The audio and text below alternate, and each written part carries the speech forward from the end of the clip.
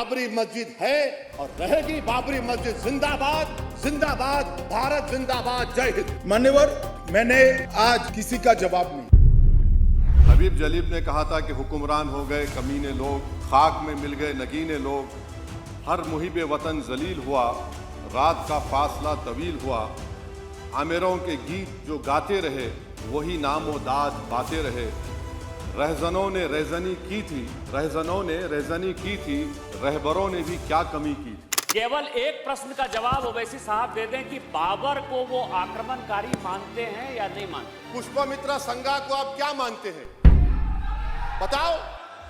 पुष्पमित्रा संगा को आप क्या मानते हैं? जम्मू के वो कश्मीर के वो राजा को क्या मानते हैं जिसके पास एक फौज थी मंदिरों को तोड़ने के लिए? आप क्या मानते हैं? आप नथुराम को पूजा करने का ये जो आपकी परंपरा है उसको त्याग करें। माननीय अध्यक्ष महोदय, इनसे उम्मीद नहीं है। आप गौरव हो गए जी, सुन लीजिए, मैं सुनती रही हूँ। मैं आपको गलत साबित कर दूंगा सर। अध्यक्ष महोदय, इसके लिए कौन जवाबदेही होगा जब मौत का सौदागर कहा गया प्रधानमंत्री? खड़गे जी सुनिए, पहले मैं किसान वर्ग से आता हूँ। इसका मतलब नहीं, सुनिए, इसका मतलब नहीं कि मैं कमजोर चेयरमैन हूँ। अध्यक्ष महोदय, मैं हाथ जोड़ के प्रार्थना करती हूँ आपसे। मैं पहली बार सदन में आई थी, मेरी बुंदेलखंडी भाषा से एक शब्द निकल गया था, पार्लियामेंट को 8 दिन नहीं चलने दिया था। ये नारी का सम्मान है। ये धर्म का सर्टिफिकेट क्या ये बांटेंगे? मुझे तो होश नहीं, आप मशवरा दीजिए। कहाँ से छेड़ूं फसाना, कहाँ तमाम करूं। इतना ही नहीं, ओवैसी साहब चले गए, मुल्ला मसीही ने भी रामायण मसीही लिखकर सबके लिए इस आदर्श को प्रस्तावित। देश को बाबा मोदी की जरूरत नहीं है। हम किसान और किसान वर्ग का इतना असम्मान बर्दाश्त नहीं कर सकते। सुनो, हमको सुनो। इस देश में किसानों की आवाज को कोई रोकने वाला पैदा नहीं हुआ। चौधरी चरण सिंह को भारत रत्न दिए जाने पर जयंत चौधरी धन्यवाद दे रहे थे, तभी हंगामा शुरू हुआ। जयंत की आवाज आई कि जब सीट अलॉट होगी तभी तो जाएंगे। खरगे ने जयंत को बोलने का मौका दिए जाने पर सभापति जगदीप धनखड़ से नाराजगी जाहिर की थी। जवाब में परषोत्तम रुपाला ने क्यों कहा, आज कांग्रेस निर्वस्त्र हो गई है। सभापति जगदीप धनखड़ ने विपक्ष की ओर देखते हुए जब कह दिया कि आपने भारत रत्न चौधरी चरण सिंह का अपमान किया है। राज्यसभा में क्या हो रहा था? अब एक और तस्वीर की ओर जाते हैं। बाबर को असदुद्दीन ओवैसी आक्रमणकारी मानते हैं या नहीं? डॉक्टर निशिकांत दुबे का यह सवाल जवाब के साथ सदन में कुछ पल का सन्नाटा लेकर चल रहा था। सामने मौजूद अमित शाह हर बात को बहुत गौर से सुन रहे थे। ओवैसी ने सदन में बैठे सदस्यों की आंखों में एक तस्वीर उतारी थी। आखिर में उन्होंने बाबरी जिंदाबाद का 3 बार नारा दोहराया। शाह ने राम मंदिर आंदोलन की पूरी कहानी सुनाई थी। बीच में उन्होंने ओवैसी का नाम भी लिया, लेकिन वह सदन से जा चुके थे। लोकसभा में ही साध्वी निरंजन ज्योति की आंखें आज कई बार आंसुओं से डबडबाई हैं। एक वक्त तो ऐसा आया जब उन्होंने कांग्रेस सांसद तरुण गोगोई से कह दिया, चुप। सदन में प्रधानमंत्री मोदी पहुंच चुके थे। उन्होंने क्या कुछ कहा है, सब कुछ जानिए अपने खास शो संसद में आज में। नमस्ते, मैं हूं हिमांशु।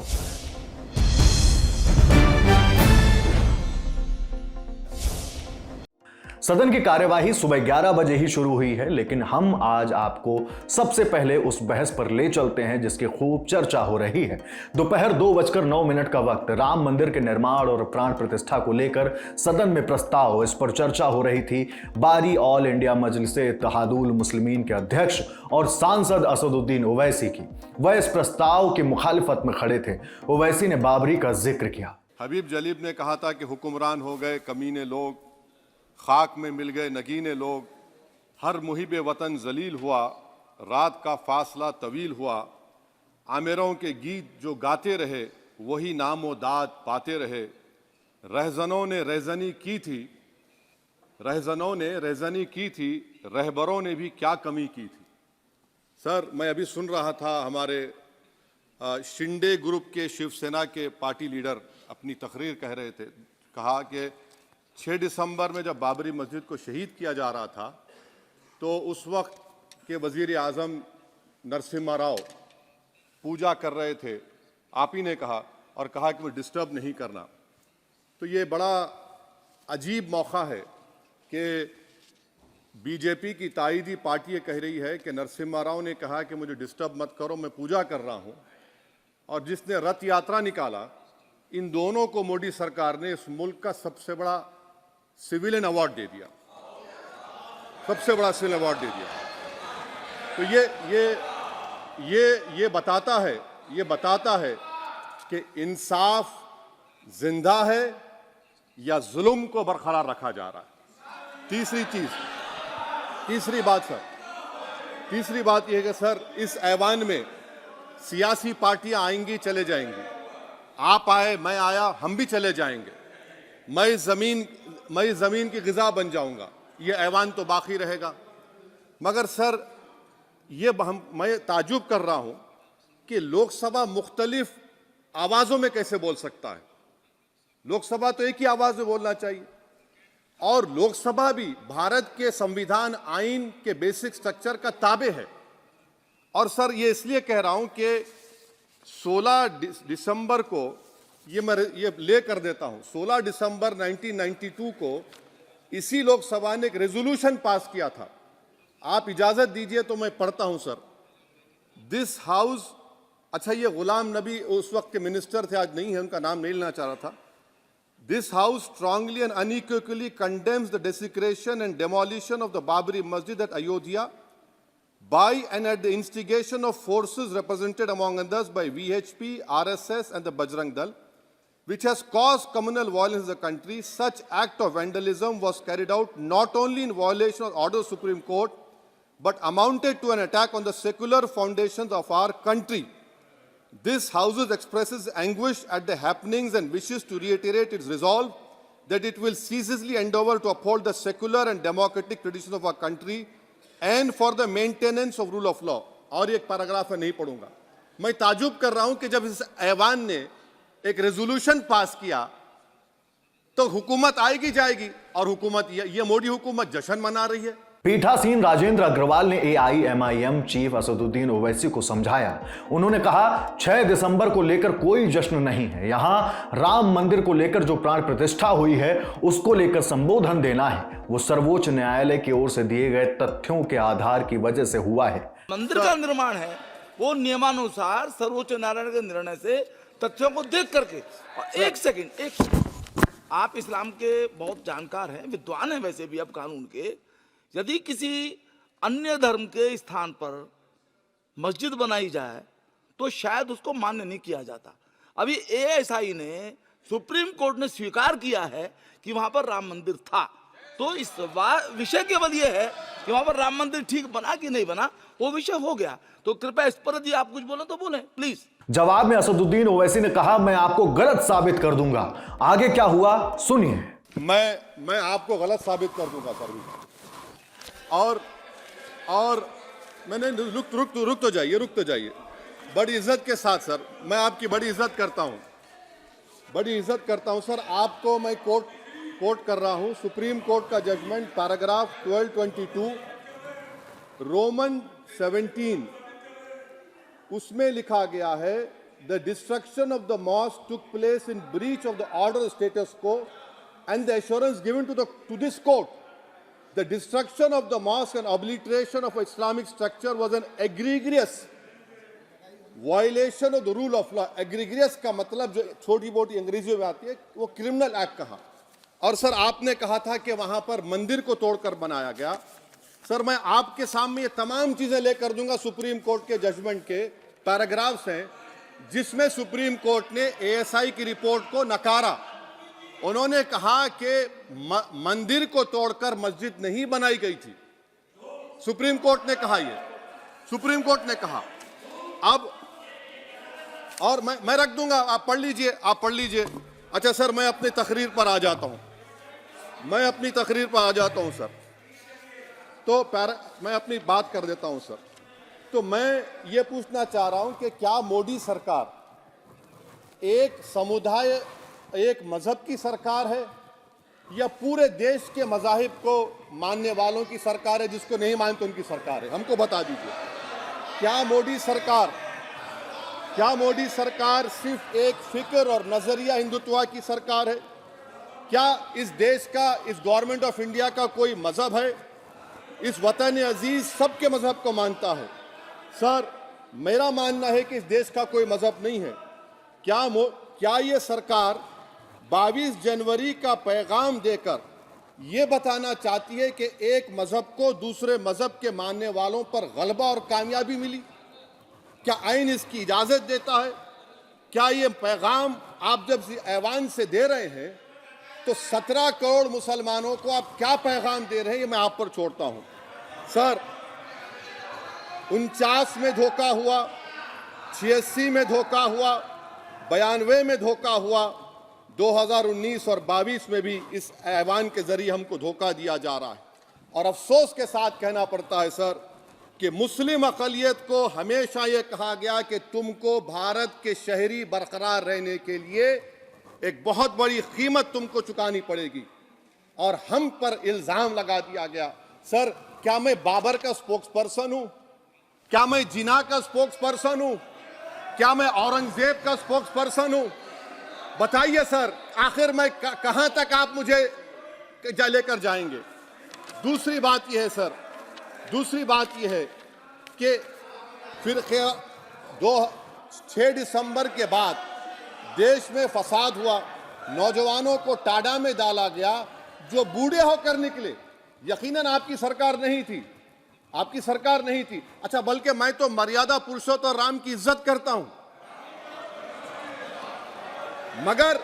मगर मैं नाथूराम गोडसे से नफरत करता हूं। मेरी नस्लें नफरत करती रहेंगी, क्योंकि नाथूराम गोडसे ने उस शख्स को गोली मारी जिसके जबान से आखिरी लफ्ज निकले, हे राम। बीजेपी सांसद डॉक्टर निशिकांत दुबे ने बीच में असदुद्दीन ओवैसी से खड़े होकर सवाल पूछा था। इसके जवाब में ओवैसी कुछ ऐसा बोले कि सत्ता पक्ष में सन्नाटा पसर गया। तो छठी बात यह है कि 87 में मलियाना हाशिमपुरा हुआ, 83 में नेल्ली हुआ, 44 में जम्मू में नस्ल कशी हुई, 2022 में हल्दीवानी में कत्ल हुआ। इतने धोखे सबसे बड़े किसको दिए गए? असदुद्दीन ओवैसी को दिए गए। मगर फिर भी मुझसे ही कहा जाता है कि वफादारी को तुम साबित करो अपनी ओवैसी। सर, आज भारत के 17 करोड़ मुसलमान अपने आप को अजनबी और एलिनेट महसूस कर रहे हैं। मैं बहुत बड़ी नाइंसाफी होती है, सर ये कोई तारीखी नाइंसाफी को इंसाफ नहीं किया जा रहा है। स्पीकर बल्कि सर, अंग्रेजी में स्पीकर सर, केवल एक प्रश्न का जवाब ओवैसी साहब दे दें कि बाबर को वो आक्रमणकारी मानते हैं या नहीं मानते? पुष्पमित्रा संघा को आप क्या मानते हैं? बताओ, पुष्पमित्रा संघा को आप क्या मानते हैं? जम्मू के वो, कश्मीर के वो राजा को क्या मानते हैं जिसके पास एक फौज थी मंदिरों को तोड़ने के लिए? आप क्या मानते हैं? यही तो मैं कह रहा हूं कि निशिकांत दुबे 47 में आजादी मिली, असदुद्दीन ओवैसी से बाबर की बात पूछ रहे हैं।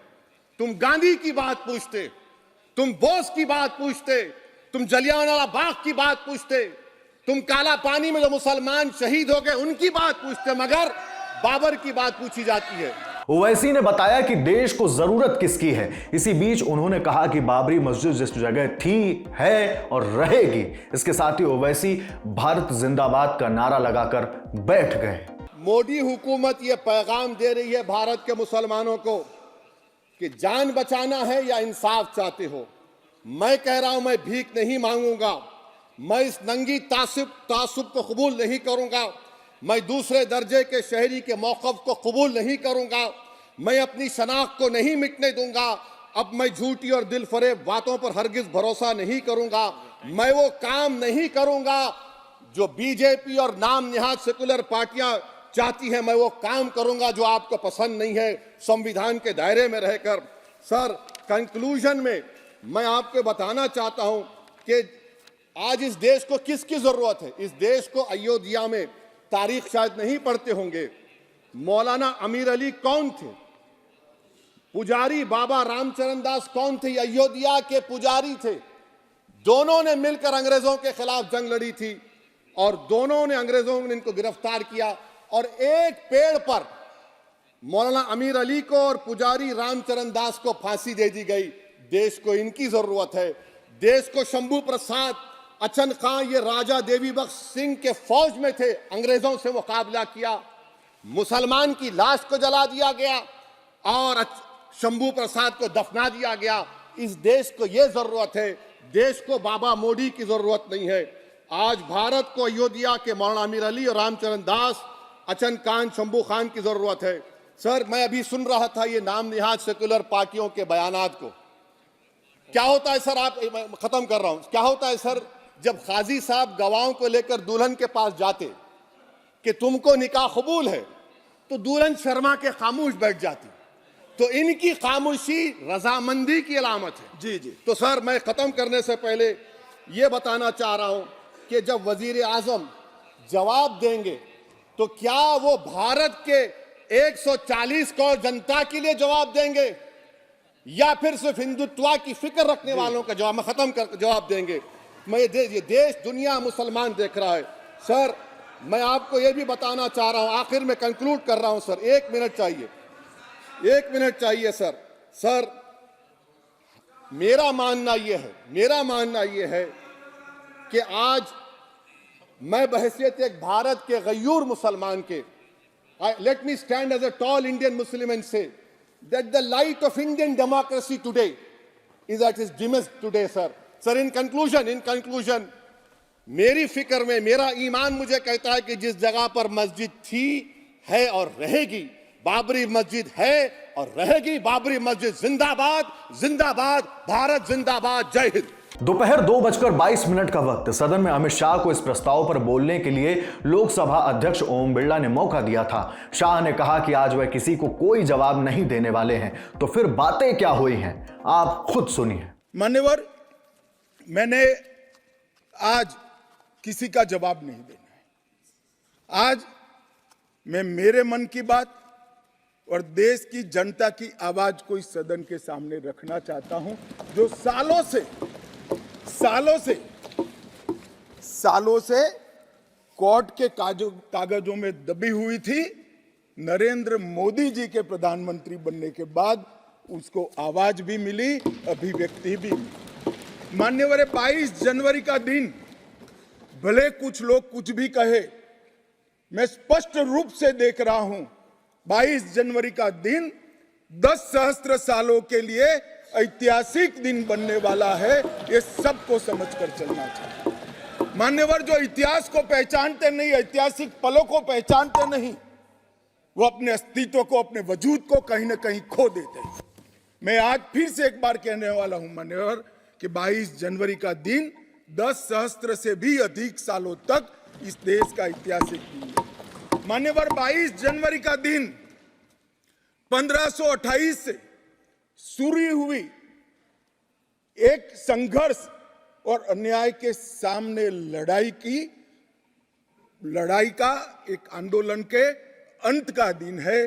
1528 से चालू हुई ये न्याय की लड़ाई यहां पर समाप्त। मान्यवर, 22 जनवरी का दिन करोड़ों भक्तों के आशा, आकांक्षा और सिद्धि का दिन है।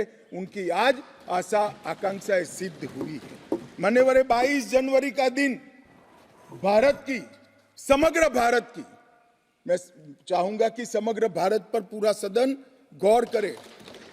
22 जनवरी का दिन समग्र भारत की आध्यात्मिक चेतना के पुनः जागरण का दिन आज इतिहास में बन चुका है। मान्यवर, 22 जनवरी का दिन महान भारत की यात्रा की शुरुआत का दिन है। 22 जनवरी के दिन मां भारती को विश्व गुरु के मार्ग पर ले जाने को प्रशस्त करने वाला दिन। मान्यवर, शाह ने आर्टिकल 370, राम मंदिर, ट्रिपल तलाक जैसे वादों को लेकर विपक्ष के आरोपों पर जवाब दिया है। उन्होंने कहा कि यह किस चीज का आक्रोश है। 1986 से कह रहे हैं कि भव्य राम मंदिर बनना चाहिए।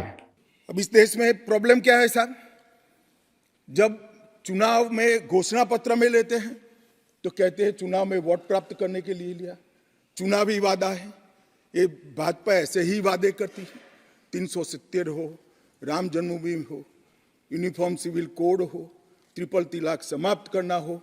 अब ये कहते हैं आप ऐसे ही वादे करते हैं और ये वोट प्राप्त करने का जरिया होता है, और जब हम इसको पूरा कर देते हैं तो बड़ी खिलाफत करते हैं। मैं आज भी कहता हूं भारतीय जनता पार्टी और हमारे नेता नरेंद्र मोदी जी मान्यवर जो बोलते हैं, जो कहते हैं, वो करते हैं। हमारी पार्टी का चरित्र है और ये कोई छिपी हुई बात नहीं है। किस चीज का आक्रोश? हम 1986 से कह रहे हैं कि हमारा भव्य राम मंदिर बनना चाहिए, संवैधानिक तरीके से। कुछ लोगों ने यहां पर और बाहर मीडिया के सामने प्रतिक्रिया व्यक्त की, वो कानून की दुहाई देते हैं। मैं उनको पूछना चाहता हूं कि मान्यवर, क्या सुप्रीम कोर्ट की 5 जजों की खंडपीठ के जजमेंट से आप वास्ता रखते हो या नहीं रखते हो? भारत के संविधान से वास्ता रखते हो या नहीं रखते हो? किसी ने अगर सुप्रीम कोर्ट की अवहेलना कर वहां पर मंदिर बनाया होता तो आप कुछ भी कह सकते थे, मगर जब देश की सर्वोच्च अदालत के 5 जजों की खंडपीठ ने, और जिसकी अध्यक्षता स्वयं चीफ जस्टिस ऑफ इंडिया और आने वाले 4 चीफ जस्टिस कर रहे थे, ऐसी महत्वपूर्ण बेंच ने जब ये निर्णय लिया, तब आप कैसे कन्नी काट सकते हो?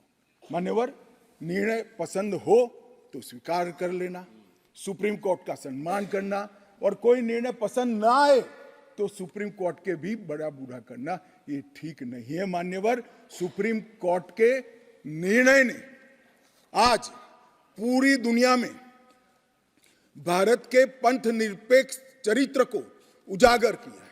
दुनिया में एक भी देश ऐसा नहीं है जहां बहुमत समाज ने अपनी आस्था का निर्वहन करने के लिए इतनी लंबी कानूनी लड़ाई लड़ी। हमने राह देखी है, सुप्रीम कोर्ट में लड़ाई लड़ी, और सुप्रीम कोर्ट का जजमेंट आने के बाद वहां पर आज भव्य राम मंदिर बना है। मान्यवर, जो बोल रहे हैं उनको भी सब मालूम है कि क्यों बोल रहे हैं।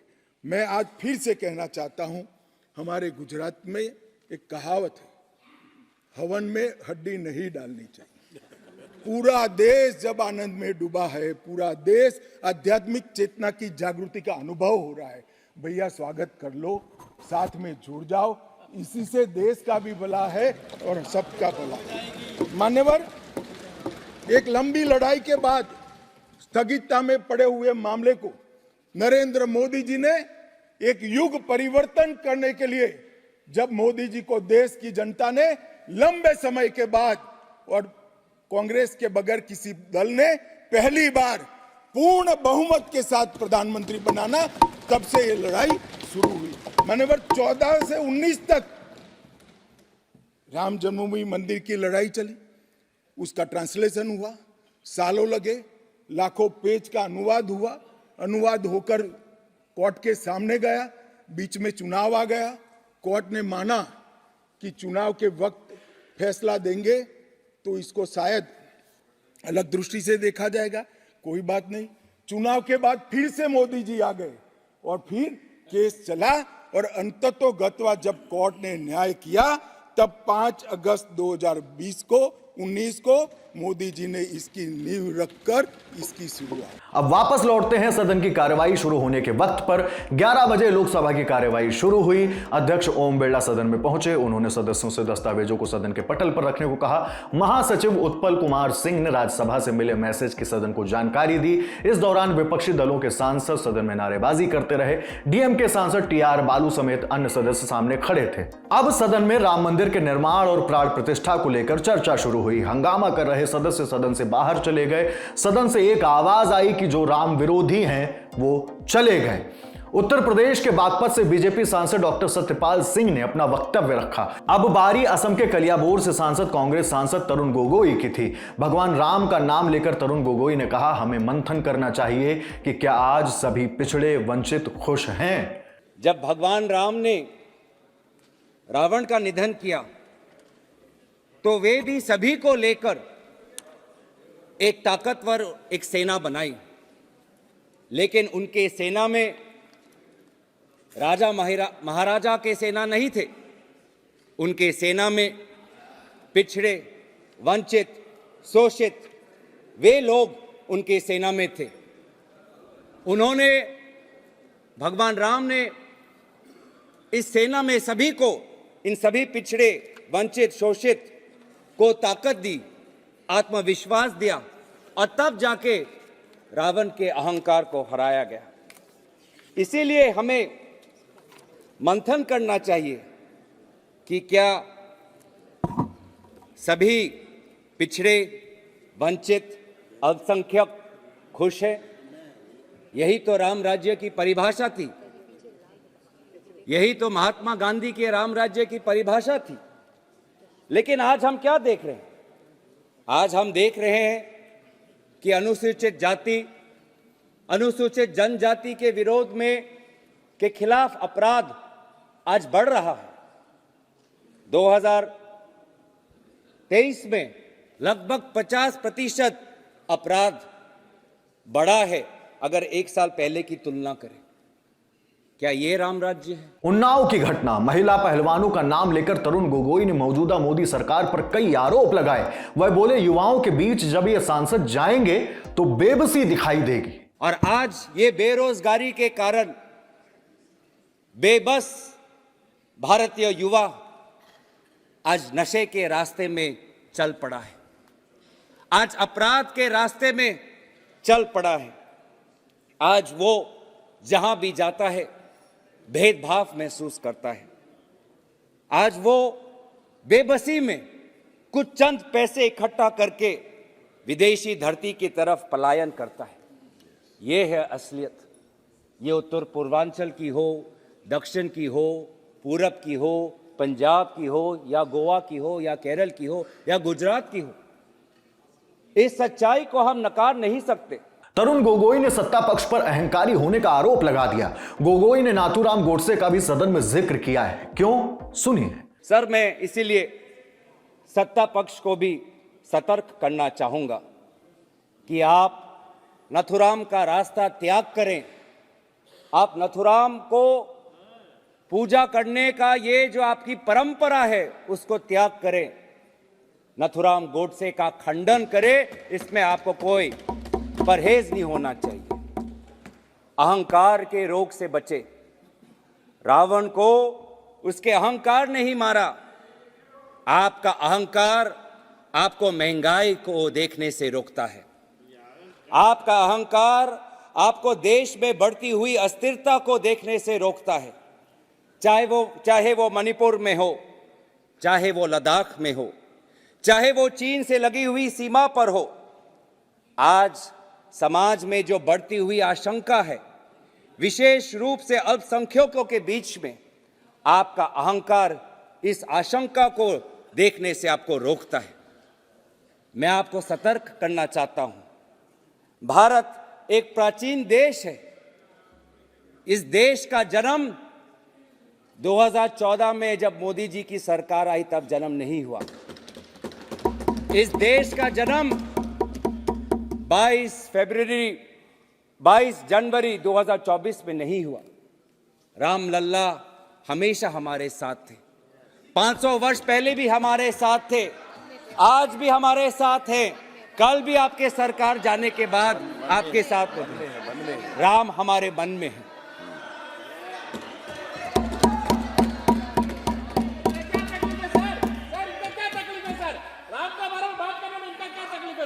कांग्रेस सांसद ने आरोप लगाया कि 22 जनवरी की रोज राहुल गांधी को असम में मंदिर जाने से रोका गया। आरोप असम के मुख्यमंत्री हेमंत बिस्व शर्मा पर था। तरुण गोगोई की इन बातों पर सत्ता पक्ष की तरफ से नाराजगी जाहिर की जा रही थी। वहीं लोकसभा अध्यक्ष ओम बिरला ने कह दिया कि आप जिनकी बात कर रहे हैं वो सदन के सदस्य नहीं है। बात धर्म के सर्टिफिकेट तक पहुंच चुकी थी। प्राण प्रतिष्ठा को टीआरपी से जोड़ा गया। क्या कुछ हुआ, सुनिए। कितनी दुख की बात है सर कि जब 22 जनवरी को जब आदरणीय प्रधानमंत्री जी अयोध्या में थे तो उसी दिन आदरणीय राहुल गांधी जी असम के गुरु महापुरुष श्रीमंत शंकर देव के स्थान मंदिर में जाना चाहते थे। महापुरुष श्रीमंत शंकर देव के प्रति अपनी भक्ति जताना चाहते थे। जिस दिन 22 जनवरी को प्रधानमंत्री मोदी जी ने सभी को ऐलान किया कि आप जहां पर भी हो, जैसे भी हो, आप अपने मंदिरों में जाए, उसी 22 जनवरी के दिन राहुल गांधी जी को पवित्र बॉर्डुआ थान से जाने के लिए रोका गया। क्यों रोका गया? अगर असम के मुख्यमंत्री की अगर बात हम सुने तो असम के मुख्यमंत्री ने प्रेस के सामने मीडिया को संबोधित करते हुए 22 जनवरी से कुछ दिन पहले इन्होंने यही कहा। मैं उनके शब्द मैं कहना चाहूंगा कि देखिए 22 जनवरी को राहुल गांधी जी ने ये इच्छा प्रकट की कि वो सुबह बॉर्डुआ थान जाना चाहते हैं, लेकिन जिस समय वो जाना चाहते हैं प्रधानमंत्री मोदी जी अयोध्या में प्राण प्रतिष्ठा के समारोह में उपस्थित होंगे। ये बात उचित नहीं है कि जिस समय टीवी के चैनल पे प्रधान मोदी का चित्र आए उसी समय राहुल गांधी जी का भी चित्र आए। ये बात गलत है। ये है आपकी धर्म के प्रति आस्था। मैं आपको लेना देना है सर। ये मीडिया पे कहा है, ये आपको मैं ऑथेंटिकेट कर दूंगा। आपको तो मुझे पता है सर, आपका विश्वास, आपका आशीर्वाद मेरे साथ है। मैं हमेशा जब भी अपनी बात रखता हूं तो सच्चाई से रखता हूं, ईमानदारी से रखता हूं। मुझे अपने बात कहते हुए कोई संकोच नहीं, क्योंकि मैं भी सच जो कहता हूं वो सच्ची वाणी से कहता हूं। तो बस अंत में इसलिए मैं कहना चाहता हूं कि धर्म का सर्टिफिकेट क्या ये बांटेंगे? मंदिर में कौन जाएगा, कब जाएगा, क्या ये इनसे हमें अनुमति लेनी पड़ेगी? क्या मंदिर जाना असम के मुख्यमंत्री के अगर शब्दों पे विश्वास रखे तो मंदिर क्या एक टीआरपी बन गया है? प्राण प्रतिष्ठा क्या एक टीआरपी बन गया है? प्राण प्रतिष्ठा में खड़े बहुत से लोग थे, उनकी श्रद्धा है। उस समय राहुल गांधी जी भी असम में थे, उनके श्रद्धा में वहां की सरकार ने बाधा क्यों दी? हमें अपने संस्कारों पे, हमें अपने कर्तव्य पे चलने पर बाधा क्यों दे रहा है सर? जहां गैर हिंदुओं का प्रवेश वर्जित है वहां गैर हिंदू कैसे जा सकता है? ये मक्का जाए सर, ये पूरी जाकर दिखा दे हमें। डॉक्टर निशिकांत दुबे की आवाज बीच में गूंजने लगी। वह कह रहे थे ये मक्का जाएं, ये पूरी जाकर दिखा दें। जवाब में तरुण गोगोई सदन में संविधान दिखाने लगे। गोगोई बोले आप राम भक्त हो ही नहीं सकते अगर आप दूसरे पर गोली चलाते हो। आप राम भक्त हो ही नहीं सकते अगर आपके अंदर घृणा हो। आप राम भक्त हो ही नहीं सकते अगर आप नफरत फैलाते हो। आप राम भक्त हो ही नहीं सकते अगर आप दूसरे पे गोली चलाते हो। आप राम भक्त हो ही नहीं सकते जब आप दूसरे के धर्म के अनुष्ठान को अगर आप कलंकित करते हो। तो हमारे लिए तो ये ग्रंथ एक ही है। इस ग्रंथ में लिखा है हम भारत के लोग भारत को एक संपूर्ण प्रभुत्व, संपन्न समाजवादी, पंथ निरपेक्ष, लोकतंत्रात्मक गणराज्य बनाने के लिए तथा उसके समस्त नागरिकों को सामाजिक, आर्थिक और राजनीतिक न्याय, विचार, अभिव्यक्ति, विश्वास, धर्म और उपासना की स्वतंत्रता। मैं दोबारा ये पढ़ना चाहूंगा क्योंकि कभी कभी आपके शब्दों से लगता है कि आप ये संविधान का डॉक्टर भीमराव अंबेडकर के मूल जो निर्देश थे वो ही भूल गए। मैं दोबारा पढ़ देता हूं ताकि, क्योंकि आपके अंदर इतनी घृणा है तो क्योंकि आप पहली बार जब मैंने ये पढ़ा तो ये शब्द आपके हृदय के अंदर नहीं गया होगा। मैं दोबारा आपके लिए पढ़ देता हूं। न्याय, सामाजिक, आर्थिक, राजनीतिक, स्वतंत्रता, विचार, अभिव्यक्ति, विश्वास, धर्म और उपासना, समता, प्रतिष्ठा और अवसर। झारखंड के गोड्डा से बीजेपी सांसद डॉक्टर निशिकांत दुबे ने कहा कि तरुण गोगोई ने जो बातें कही हैं उनका भारत के संविधान से कोई मतलब नहीं है। भारत का संविधान सर, यह जिस भारत के संविधान की बात करते हैं उसका आर्टिकल 26 ये कहता है कि यह भारत का संविधान किसी भी धर्म में, किसी भी मंदिर में, किसी की पूजा पद्धति में कोई हस्तक्षेप नहीं करेगा। उस मंदिर में जो कुछ भी हुआ इसका भारत के संविधान से कोई लेना देना नहीं है। इसीलिए जो बातें उन्होंने कही हैं शंकर देव मंदिर के लिए, यदि वहां गैर हिंदुओं का प्रवेश वर्जित है तो गैर हिंदुओं का प्रवेश वर्जित है। जैसे हम मक्का नहीं जा सकते वैसे पूरी नहीं जा सकते, वैसे शंकर देव के मंदिर में नहीं जा सकते। सदन में चर्चा के लिए मौजूद बीजेपी सांसद साध्वी निरंजन ज्योति ने तरुण गोगोई को जवाब दिया है। गौरव गोगोई जी ने गोली चलाने की बात कही,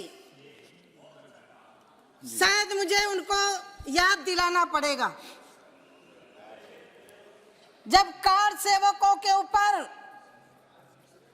इनकी सरकार के समर्थन में रहे इनके साथ में है, इंडिया के गठबंधन में है।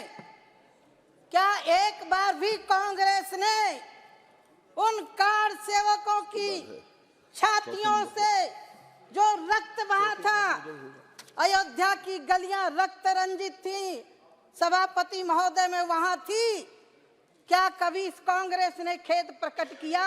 सदन में साध्वी निरंजन ज्योति ने अशोक सिंघल देवराहा बाबा का जिक्र किया। उन्होंने कहा कि देवराहा बाबा झोपड़ी में रहकर जीवन व्यतीत करते थे, लेकिन अशोक सिंघल के आग्रह पर प्रयागराज के कुंभ में सारे संत इकट्ठा हुए। जब मैं इस प्रस्ताव पर बोलने के लिए खड़ी हुई हूं, आज मैं श्रद्धेय स्वर्गीय अशोक सिंघल जी का स्मरण करना चाहती हूं। माननीय सभापति महोदय, मैं महंत वैद्यनाथ जी का स्मरण करना चाहती हूँ। मैं स्मरण करना चाहती हूँ रामचंद्र परमहंसदास जी को। मैं 2082 की घटना का उदाहरण देना चाहती हूँ।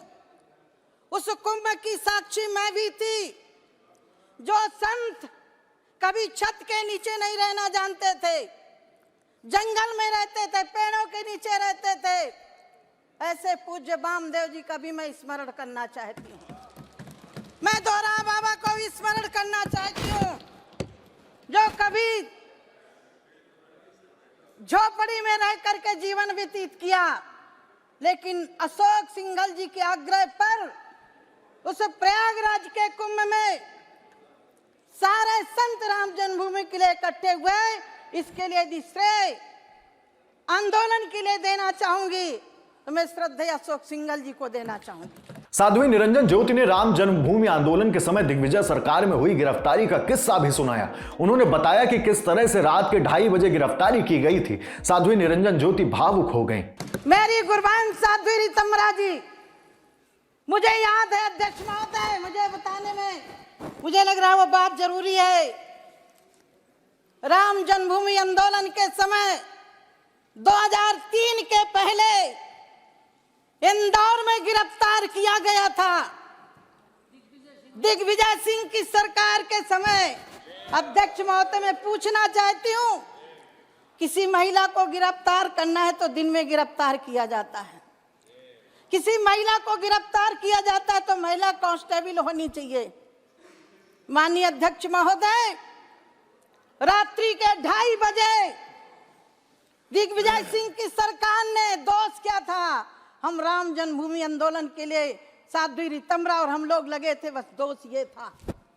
माननीय अध्यक्ष महोदय, मुझे टोक किया गया नहीं। रात्रि 2:30 बजे गिरफ्तार किया गया। 250 गाड़ियों के साथ लगा कि हमें सुरक्षित जगह ले जाएंगे, लेकिन अध्यक्ष महोदय, वो 250 गाड़ियां इंदौर के इर्द गिर्द घूमती रही। एक गाड़ी में अकेले लेकर के गुना की चौकी में जा करके FIR लिखवाया।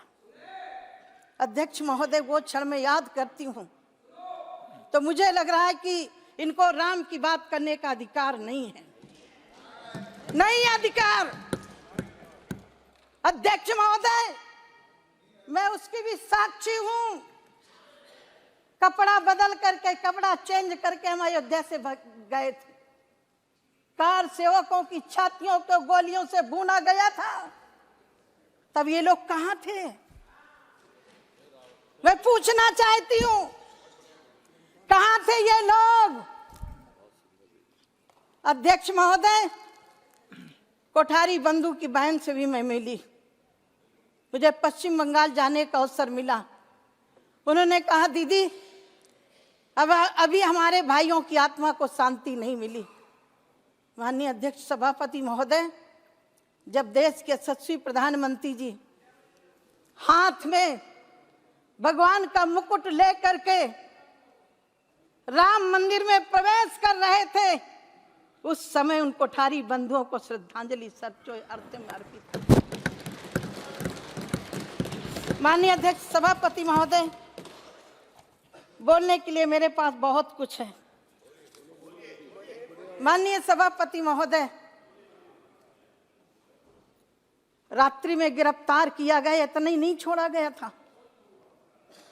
कहीं बाथरूम तक नहीं करने दिया गया था।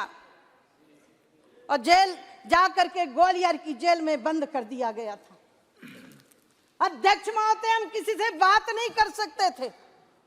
और शायद माननीय राजनाथ सिंह जी को याद होगा एक घटना, वो घटना मेरे दिल में कौंध गई जब बुंदेलखंड के विधायक बादशाह सिंह जी को मुलायम सिंह की सरकार के समय उठा करके काउंटर करने के लिए ले जाया गया था। माननीय जी वहां गए थे, मुझे वो बात याद गई कि कहीं हमारा काउंटर ना हो जाए। क्या ये है इनकी चर्चा करने का विषय?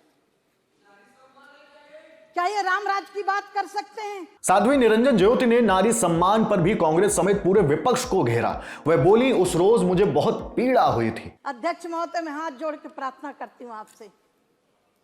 मैं पहली बार सदन में आई थी, मेरी बुंदेलखंडी भाषा से एक शब्द निकल गया था, पार्लियामेंट को 8 दिन नहीं चलने दिया था। ये नारी का सम्मान है। सभापति महोदय,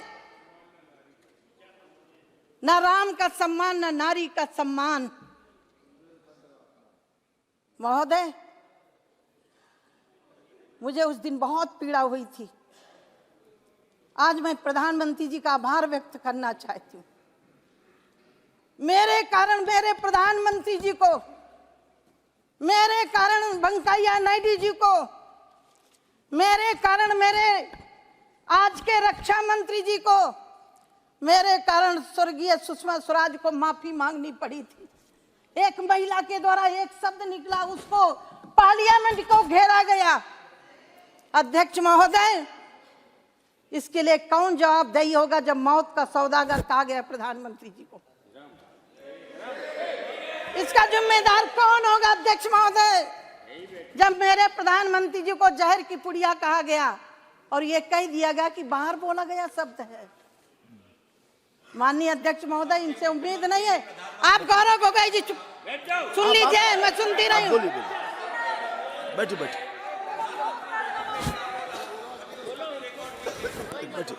आप बैठिए आप बोलिए। माननीय सभापति महोदय, माननीय सभापति महोदय, जब घाव होता है, मिर्ची लगती है तो जीवन तो उठेगी, जरूर उठेगी और उठना भी चाहिए। देश की जनता देख रही है कि तुमने राम के साथ क्या किया। कोर्ट में खड़े होकर के 2019 के पहले माननीय अध्यक्ष महोदय, इन्हीं के वकील खड़े हो गए थे कि अभी न्याय नहीं होना चाहिए राम के मंदिर के लिए। क्या बात कर रहे हो? किस मुख से राम की बात कर रहे हो? तुम्हारा अधिकार क्या है राम के विषय पर बात करने का? साध्वी निरंजन ज्योति ने राम मंदिर में भगवान राम की प्राण प्रतिष्ठा वाले दिन की भी बात की है। लेकिन आज मेरा दिल अंदर से रो रहा है। रो इसलिए रहा है जिसके लिए सबरी प्रतीक्षा करते बूढ़ी हो गई थी तब राम गए थे। हमारे पूर्वज 22 पीढ़ी खप गई इस आंदोलन के लिए। मैं उस दिन रो रही थी अयोध्या में जब प्रभु राम भव्य मंदिर में प्रतिष्ठित हो रहे थे, भगवान के उस विग्रह को देख करके और देश के यशस्वी प्रधानमंत्री जी के कर कमलों मैं रो रही थी। अध्यक्ष महोदय, मेरा सौभाग्य है कि मैं आंदोलन की भी भागीदारी रही और एक शंकराचार्य जी का श्लोक है, यद्यपि उन्होंने कहा कि बहुत ग्रंथ हैं, रुचि नाम वैचित्र्याद द्रज कुटनाना पतजुसाम प्रणाम गम्य तमसी पैसा मरणयो। हमारे जितने भी उपनिषद हैं, वेद हैं, शास्त्र हैं, पुराण हैं, अष्टादश पुराणेषु व्यासस्य वचन द्वयम परोपकाराय पुण्याय पापाय परपीडनम। मोदी जी ने वो काम किया है जो राम ने किया था। अध्यक्ष महोदय, गरीबों की चिंता की है, पिछड़ों की चिंता की है। ओबीसी कमीशन की मांग कब से चल रही थी, ये किसने दिया? 56 इंच के सीने ने दिया। सभापति महोदय, मुझे 10 मिनट समय मिला था, मैंने समय ज्यादा ले लिया। वेदांत हमारा स्वाभिमान। अध्यक्ष महोदय, मैं वेदांती गुरु की शिष्या हूँ। जानती हूँ कि ब्रह्म सत्यम जगन मिथ्या जेऊ ब्रह्मवायु न परा। शंकराचार्य की परंपरा को जानती हूँ, जहाँ उनकी दृष्टि में ब्रह्म सत्य है, जगत मिथ्या है। ये संसार तीनों कालों में नहीं है, लेकिन वहीं देश को जोड़ने के लिए चारों मठों की स्थापना भी करते हैं कि पश्चिम का व्यक्ति उत्तर जाएगा, उत्तर का व्यक्ति दक्षिण जाएगा। लेकिन जब शंकराचार्य जी का अपमान किया जा रहा है, सभापति महोदय, वेदांत हमारा स्वाभिमान, वेदांत हमारा स्वाभिमान, श्रेष्ठता हमारी सीता है। हर रोज हमारी रामायण, हर श्वास हमारी गीता है। सभापति महोदय, जब तक होती शांति हृदय में, इसको बहुत गंभीरता से सुनिए। सभापति महोदय, आपके माध्यम से मैं देश को अवगत कराना चाहती हूँ। इनकी सरकार के समय मेरे सैनिकों के सर कत्ल करके पाकिस्तान ले गया था, लेकिन मेरे प्रधानमंत्री जी के सीने में 56 इंच के सीने ने घर में घुस करके मारा। जब तक होती है शांति हृदय में, तब तक होते हैं केवल भारत के। जब प्रलय युद्ध छिड़ जाता है, तब हो जाते हैं महाभारत। उत्तर पश्चिम दिल्ली से बीजेपी सांसद हंसराज हंस ने सदन में राम समझाने की कोशिश की है। उन्होंने सदन में गुनगुनाया है, पैगाम में रोशनी अयोध्या जिनका धाम, पैगाम में रोशनी है अयोध्या है जिनका धाम, उत्तम है सब जानों में नहीं इसमें कोई कलाम, उत्तम है सब जानों में नहीं इसमें कोई कलाम। इकबाल ने भी जिनको कहा हिंद के इमाम, भारत की सरजमी पे है उनका वो मकाम। सच्चाई का है प्रेम का संदेश राम राम, बोलो जय श्री राम, जय श्री राम, जय जय श्री राम, जय श्री राम। वो एक आदर्श भाई है, वो एक आदर्श बेटा है, वो एक आदर्श भाई है, वो एक आदर्श बेटा है। मोहब्बत के लिए किसने देखो दुखों को यूं समेटा है। इस पहलू को भी देखें कि तमाम उम्र संघर्ष में गुजर गया, भगवान होने के बावजूद। अगर मालिक भी इस ह्यूमन बॉडी में आता है तो इंसान को क्या क्या तकलीफें आते खुद झेलता है। वो एक आदर्श भाई है, वो एक आदर्श बेटा है, मोहब्बत के लिए किसने दुखों को यूं समेटा है। 7वीं लोकसभा पर कांग्रेस सांसद अधीर रंजन चौधरी अपना वक्तव्य रख रहे थे। इसी दरमियान सदन में प्रधानमंत्री नरेंद्र मोदी पहुंच गए। चुनाव बहुत दूर नहीं है, यह कहते हुए प्रधानमंत्री मोदी ने सभी सदस्यों को अलग अलग विषयों के लिए धन्यवाद दिया। आदरणीय अध्यक्ष जी, चुनाव बहुत दूर नहीं है। कुछ लोगों को थोड़ी घबराहट रहती होगी, लेकिन ये लोकतंत्र का सहज आवश्यक पहलू है। हम सब उसको गर्व से स्वीकार करते हैं और मुझे विश्वास है कि हमारे चुनाव भी देश की शान बढ़ाने वाले, लोकतंत्र की हमारी जो परंपरा है पूरे विश्व को अचंभित करने वाले अवश्य रहेंगे, ये मेरा पक्का विश्वास है।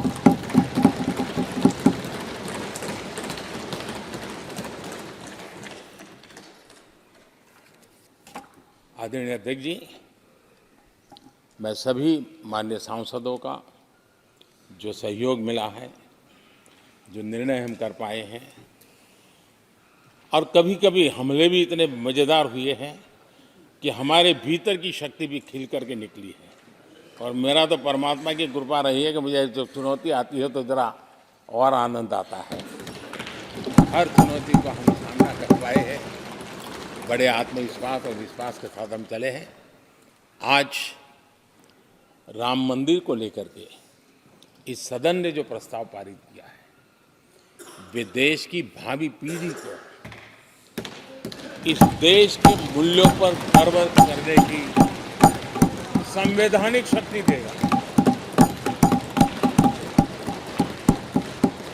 ये सही है कि हर किसी में ये सामर्थ्य नहीं होता है कि ऐसी चीजों में तो कोई हिम्मत दिखाते हैं, कुछ लोग मैदान छोड़ के भाग जाते हैं, लेकिन फिर भी भविष्य के रिकॉर्ड को देखेंगे तो आज जो व्याख्यान वो हुए हैं, जो बातें रखी गई हैं, उसमें संवेदना भी है, संकल्प भी है, सहानुभूति भी है और सबका साथ सबका विकास के मंत्र को आगे बढ़ाने का उसमें तत्व भी। अब राज्यसभा की बारी। सदन की कार्यवाही सुबह 11 बजे शुरू हुई। सभापति जगदीप धनखड़ ने सदस्यों से दस्तावेजों को सदन के पटल पर रखने को कहा था। 11:03 का वक्त सभापति जगदीप धनखड़ ने राज्यसभा सांसद जयंत चौधरी की तरफ देखते हुए पूछा कि आप कुछ कहना चाहते हैं। जयंत जवाब में खड़े हो गए। धन्यवाद सभापति जी। मैं आज आपके माध्यम से भारत सरकार द्वारा 9 फरवरी 2024 को लिए गए ऐतिहासिक फैसले के संबंध में अपनी बात रखना चाहूँगा। खास तौर से देश के प्रधानमंत्री आदरणीय नरेंद्र मोदी जी ने चौधरी चरण सिंह जी को भारत रत्न देने का फैसला लिया, जो उन्होंने पहल ली। ये एक बहुत बड़ा फैसला है। ये सर्वविदित है कि मैं प्रसन्न हूँगा। सभापति जी, मैं जानता हूँ व्यक्तिगत तौर से आप भी गदगद हैं, लेकिन ये भाव सिर्फ यहीं तक सीमित नहीं, इस सदन तक सीमित नहीं है। मैं बताना चाहता हूँ कि कल देश के हर कोने में आपके निर्णय की गूंज पहुँची है। गांव-गांव में दिवाली मनाई गई है। जब चौधरी चरण सिंह जी प्रधानमंत्री बने थे, गाँव के लोग गुड़ और मिठाई लेकर दिल्ली आए थे बांटने के लिए, अपनी खुशियों को बांटने के लिए और इजहार करने के लिए। उसी तरीके से कल भी कनॉट प्लेस में किसानों ने गुड़ बांटा है। ये दिखाता है, दर्शाता है कि ये फैसला सिर्फ चौधरी चरण सिंह जी के लिए परिवार तक सीमित नहीं है। देश का किसान का मेरा वर्ग, देश का वंचित समाज का व्यक्ति जो आज भी मुख्य धारा में नहीं है, उनको सशक्त करने वाला फैसला लिया। मैं अपील करता हूं, आप भी मिस्टर जयराम रमेश, मिस्टर जयराम रमेश, आप यहाँ बैठे हो, लेकिन पहले भी आप जयराम रमेश के साथ आपने काम किया, उनका तो आदर कर लीजिए आप। चुनाव आते जाते रहते हैं। Please sit down. Please sit down. Seat allot होगी तब जाएंगे। जयंत के संबोधन पर विपक्ष भड़क गया। सभापति जगदीप धनखड़ हंगामा कर रहे सदस्यों को समझाने की कोशिश करते रहे। उधर जयंत से किसी ने कुछ कहा था, शायद वह जवाब में बोले थे कि जब सीट अलॉट होगी तब जाएंगे। सभापति जगदीप धनखड़ की तमाम समझाइश के बावजूद हंगामा थमने का नाम नहीं ले रहा था। धनखड़ ने नेता प्रतिपक्ष मल्लिकार्जुन खड़गे को बोलने का मौका दिया। इस पर सदन में हंगामे की आवाजें नियंत्रण में आई। खड़गे कह रहे थे कि आपने किस नियम के तहत जयंत चौधरी को बोलने का मौका दिया है। ये खुशी की बात है कि भारत रत्न हमारे जितने भी लीडर्स थे, सामाजिक कार्यकर्ता थे, और जिसने ग्रीन रेवोल्यूशन लाया, और जो फार्मर्स के बहुत लीडर, बड़े लीडर थे, और पॉलिटिकल लीडर्स भी थे। नरसिंह राव जिन्होंने प्रगति लाई, वो भी है इसमें। उसके बाद सारे नेताओं को जो भारत रत्न दिया गया है, उसके बारे में कोई वाद विवाद नहीं है। हम सबको सैल्यूट करते हैं, लेकिन कोई एक मुद्दा जब आप उठाते, चर्चा करते, हमको हमेशा आप पूछते हैं किस रूल में, रूल बताओ। तो मैं भी यही पूछना चाहता हूं, किस रूल में आपने उनको बोलने के लिए परमिशन दिया? एक, अगर ऐसा ही है तो हमको भी हमेशा दीजिए। आप रूल, एक तरफ रूल की बात करते हो और एक तरफ जो चाहते हैं प्लीज जो चाहते हैं उनको कभी भी उठा सकते हैं, ये अच्छा नहीं ना। आपको डिस्क्रिशन है, that discretion should be used very judiciously, not as and when you want. Kharge को सभापति जगदीप धनखड़ ने जवाब दिया। वह बोले, जब चौधरी चरण सिंह को भारत रत्न देने की बात हो रही थी तो आप लोगों ने। इसके बाद खरगे सदन में तेज आवाज में क्या कहने लगे, सारी बातें समझिए। नहीं, आपके लोगों ने जब चरण सिंह जी को भारत रत्न देने की चर्चा हो रही थी, इतना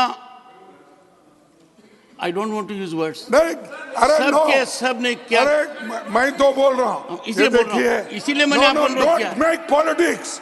I told we salute all the people, those who have worked for this country, irrespective of political parties, irrespective of caste and creed. We salute them. लेकिन the way here the discussion is going on, neither you are following the rules, nor you have brought that agenda for discussion. We all could have participated. Discussion on Bharat Ratna giving to the so and so, so and so, so and so people who contributed their entire life for the country. आप वो agenda भी नहीं है, सो मोटो उठा के बात कर रहे हैं। That is not fair and it is not good. पशुपालन, डेयरी और मत्स्य पालन मंत्री परषोत्तम रुपाला ने एक जानकारी रखी। अध्यक्ष महोदय, ये point of order, point of information, ऐसा हमारे गृह में संसद के सभी माननीय सदस्य लोग उठाते रहते हैं, उस पर आप रूलिंग भी देते हैं, उसका सभी सदस्य सम्मान भी करते हैं। अपना बात माने नहीं माने, फिर भी अपने मन में आता है तो सदस्य लोग उठाते हैं, और आप और अन्य चेयरमैन या डिप्यूटी चेयरमैन इवन जब भी चेयर पे होते हैं तो उठाने देते हैं। आज सर सुबह चरण सिंह चौधरी जी को भारत रत्न मिलने का घोषणा उनके पोते जयंत भाई यहाँ उठा रहे थे, पूरे सदन में उसको थपथपा के बधाई देने के मूड में संसद था। और उन्होंने एक बात सही बताई कि ये सदन का मसला नहीं है, पूरे देश के लोगों में, खास करके ग्रामीण क्षेत्र में ये सहानुभूति का मसला है।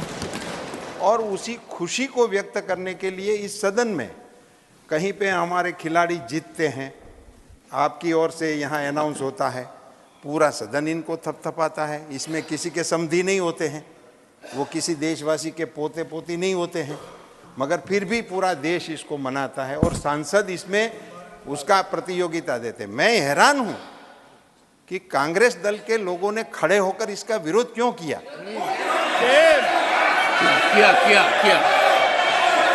दूसरा, सुनो हमको, हमको सुनो।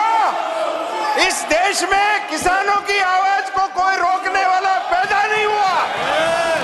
इस देश में किसान की आवाज को रोकने वाला कोई पैदा नहीं हुआ, नहीं होगा, होगा भी नहीं।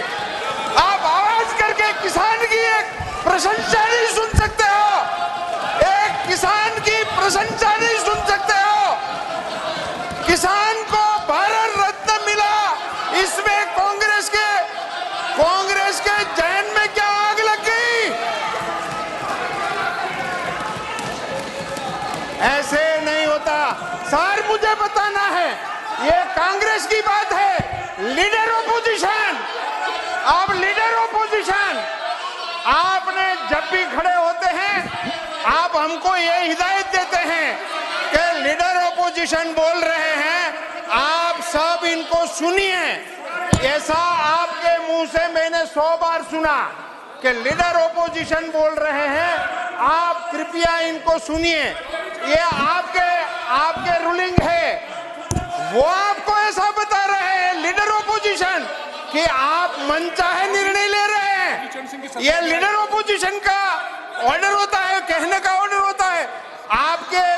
चेयरमैनशिप को सीधा ही चैलेंज करना कि आप डिस्क्रिप्शनरी कर रहे हैं, आप हमको मौका नहीं दे रहे हैं, और वो भी ऐसे मौके पर जब किसी किसान को भारत रत्न देने का अवार्ड भारत के प्रधानमंत्री नरेंद्र मोदी जी के द्वारा लिया गया हो, उस समय सर ये कांग्रेस का असली चरित्र है, ये कांग्रेस का असली चेहरा है।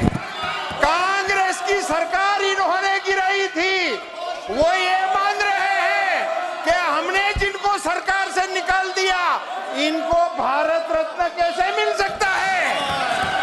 यह है इनकी मंशा, इनकी मंशा ये है कि हमने जिनको सरकार से हटा दिया, ऐसे आदमी को भारत रत्न मिलता है।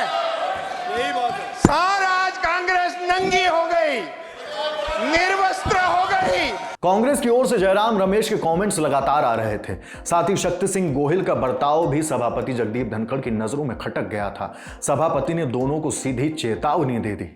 Please Jairam, something is seriously wrong with you, seriously. Please take your seat, take it. I am giving floor. They don't want, Mr. Tiwari, they don't want to listen to you. Your people don't want to listen to you. They don't want to listen to you. Now, sir, thank you, sir. Please, I Thank would you, sir. appeal to you. Please observe complete silence. ठीक है। Because I am deeply hurt. I am deeply pained. I will first hear Mr. Pramod Tiwari. ठीक है, sir. And don't forget in the process the kind of language that has been used against me by leader of the opposition. Sir. I have done it more than dozen times in this house. I have yielded to the floor sentiment. ISRO. Mr. Shakti Singh Goyal, if you repeat Ramesh, I will go to the extreme step now. I will go to the extreme step. ठीक है No, I will. Sir. हम किसान और किसान वर्ग का इतना असम्मान बर्दाश्त नहीं कर सकते। Have it from me. Sir, मुझे पॉइंट ऑफ ऑर्डर पे बोलने तो नहीं, देंगे। भारत गांव और किसान में बसता है। एक किसान को सम्मान मिला और हाउस इस डिसऑर्डर में आ जाए, सर कितनी बड़ी पीड़ा होती है। मुझे बोलने तो दे सर। बोलिए, पॉइंट ऑफ ऑर्डर बोलिए, क्या है। सर, मैं आपकी अनुमति से मैं आभारी हूं, आपने मुझे पॉइंट ऑफ ऑर्डर प्लीज एक बार हियर हिम खाने का मौका दिया। मैं सबसे पहले तो जो कहा गया है उसको रखना चाहता हूं। हमारे लीडर ने सबसे पहले सलूट किया है उन 3 लोगों को जिनको भारत रत्न दिया गया है। Raise your point of order, don't make a speech. Sir सुनिए, जो इन लोगों ने किया, प्रमोद तिवारी जी, मैंने सुना है जयराम रमेश ने जयंत को क्या नहीं, कहा। मैं एलओपी की बात कह रहा हूं। क्या कहा जयंत को ऐसे मौके पर। ये तो अरे साहब, जाए तो जाए, ये मुद्दा था क्या। मुद्दा था चौधरी चरण सिंह जी को भारत रत्न से सम्मानित होने का। You are a person who can feast on the cremation ground. You can feast it. Yes, you said so. As a matter of fact, you do not deserve to be part of this house by this misconduct. You are hurting sentiments of millions and millions of farmers. You have gone to the extreme limit. I have from this seat. One second before that. खड़गे जी, सुनिए पहले, मैं किसान वर्ग से आता हूं, इसका मतलब नहीं, सुनिए, इसका मतलब नहीं कि मैं कमजोर चेयरमैन हूं। मैंने बहुत बर्दाश्त किया है। आप कुछ भी मेरे बारे में कह देते हैं। You say anything you like. You don't read this book. You don't follow precedents. Sir, you use any language against me. Sometimes you behave like a teacher, as if I'm a student. नहीं sir, आज का ये मौका बहुत संवेदनशील है। आज के मौके में नहीं, आपने मेरे दिल पर चोट की है। सभापति जगदीप धनखड़ सदन में कह रहे थे कि चौधरी चरण सिंह का अपमान किया गया है। जयंत चौधरी ने भी कहा कि सदन में जो कुछ भी हुआ उससे उन्हें दुख पहुंचा है। और मैं फिर अपने तरफ से ऋणी हूं, कहना चाहता हूं, एक जमीनी सरकार जो जमीन की आवाज को समझती है और बुलंद करना चाहती है, ऐसी ही सरकार धरती पुत्र चौधरी चरण सिंह जी को भारत रत्न दे सकती है। इसके बाद सदन में श्वेत पत्र पर चर्चा शुरू हुई। सदस्यों ने इस विषय पर अपनी अपनी बात रखी। वहीं सामाजिक न्याय एवं अधिकारिता राज्य मंत्री रामदास अठावले ने जो बात कही उसकी वजह से सदन में मौजूद सदस्य हंस पड़े। मैं इतना ही बताना चाहता हूं कि this paper is white because this time is right. This paper is white because this time is right. This is Congress party's night. This is Congress party's night.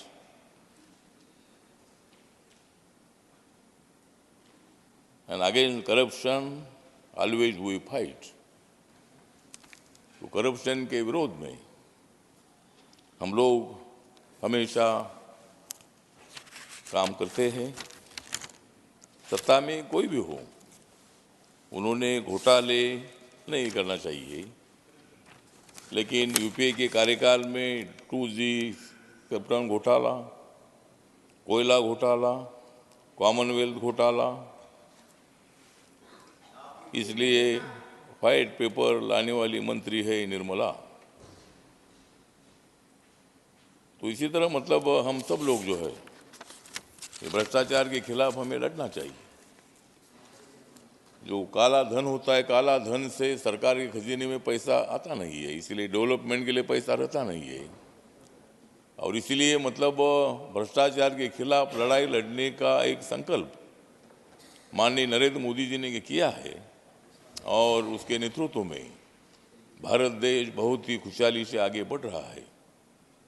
देश के अंतिम वर्गों को न्याय देने के लिए, गरीब हो, दलित हो, आदिवासी हो, युवा हो, महिला हो, ओबीसी हो, जनरल कैटेगरी के लोग हो, सभी लोगों को न्याय देने के लिए मोदी सरकार काम करती है।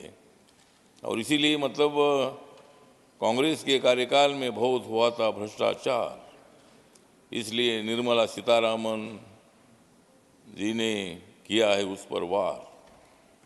कांग्रेस पार्टी की 2024 में हो जाएगी हार और बीजेपी,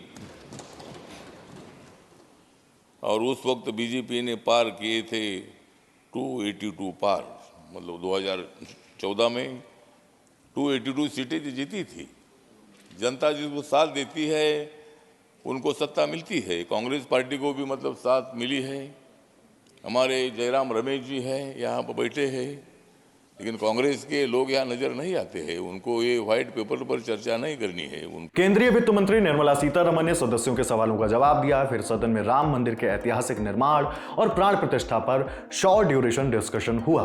बीजेपी के राज्यसभा सांसद डॉक्टर सुधांशु त्रिवेदी ने इस पर अपना वक्तव्य रखा है। तो मेरे मन में यह भाव आया कि मानो अक्षर सभी पलट गए भारत के भाल के, साकार हुआ स्वप्न हर बला को टाल के, नए क्षितिज उभर रहे हैं अमृत काल के और दिव्य दर्शन हो रहे हैं श्री राम लाल के। मान्यवर, भगवान राम उस भारत की स्व की अनुभूति है जो भारत के स्वतंत्रता के बाद निश्चित रूप से प्रकट होनी चाहिए थी, जो अनादिकाल से भारत में उत्तर से दक्षिण तक, उत्तर में यदि गुरु गोविंद सिंह जी ने गुरुमुखी में रामावतार लिखा तो दक्षिण में तमिल में कंबन ऋषि ने वही रामावतारम नाम से ही लिखा, तो बंगला में कृतिवास ने यदि लिखा तो हिंदी में तुलसीदास ने लिखा, तो उत्तर दक्षिण पूरब पश्चिम से सब तरफ भारत के प्राण को अनुप्राणित करने वाला यह तत्व था। इसीलिए महात्मा गांधी ने भी जिस समय स्वतंत्रता आंदोलन की शुरुआत की तो अपना राजनीतिक दर्शन रखा था राम राज्य, और प्रतिदिन का भजन रखा था रघुपति राघव राजा राम, अंतिम शब्द रखा था हे राम। परंतु हे राम, मैं ये कहना चाहूंगा उन राम को भी प्राण प्रतिष्ठित करने में इतना संघर्ष करना पड़ा जो भारत के समाज से लेके आध्यात्म और मन तक विद्यमान थे, जिसे हम लोग उस आंदोलन के समय कहते थे कि ये तन प्रभु राम का, मन प्रभु राम का, तो हर क्षण बोलिए जय श्री राम की।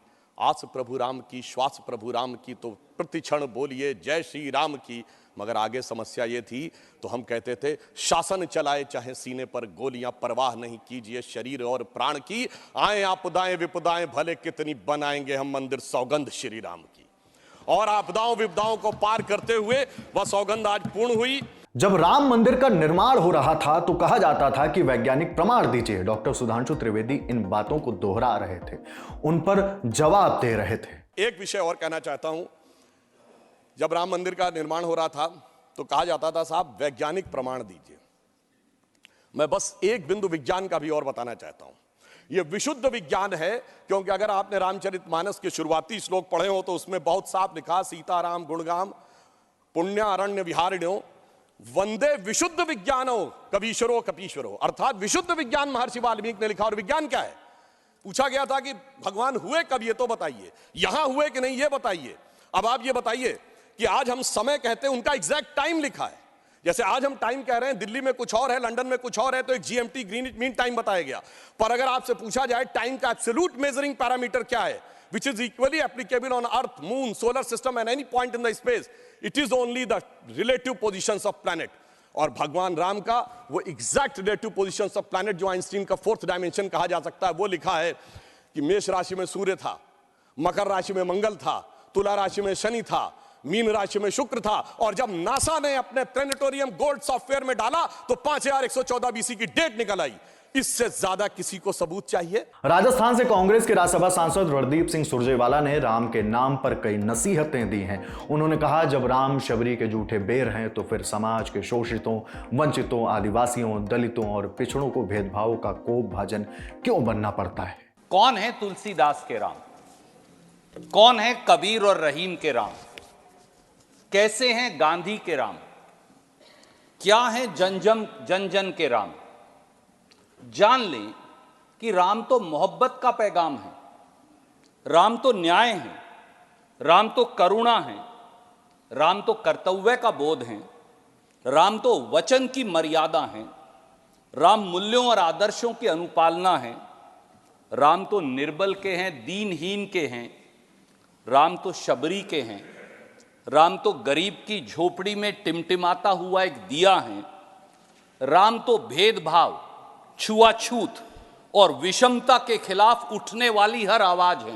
इसीलिए राम सत्य हैं।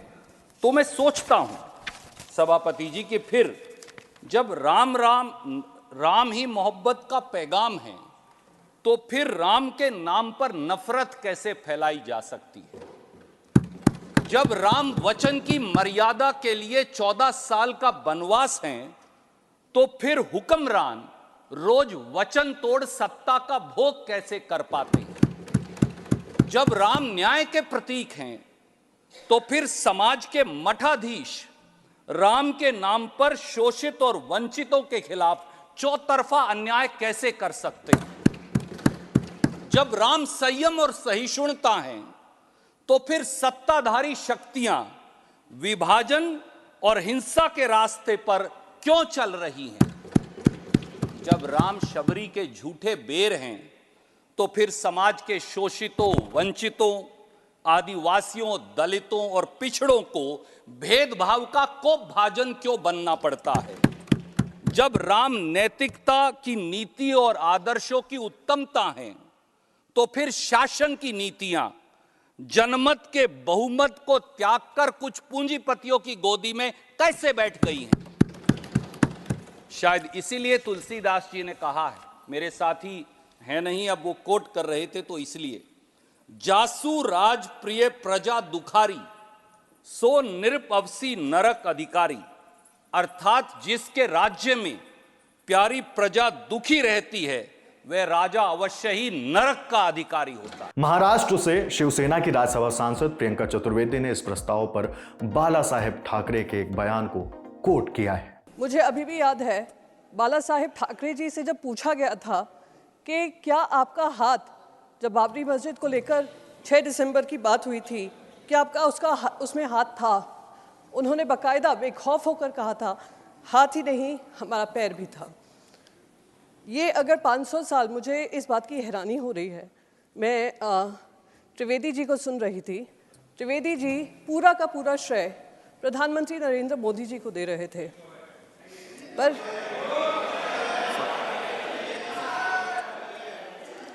सर ये उन लोगों का अपमान होगा जिन्होंने 500 साल की आहुति इस महायज्ञ में दी है, जिसकी वजह से प्राण प्रतिष्ठा का मौका प्रधानमंत्री नरेंद्र मोदी जी को मिला है।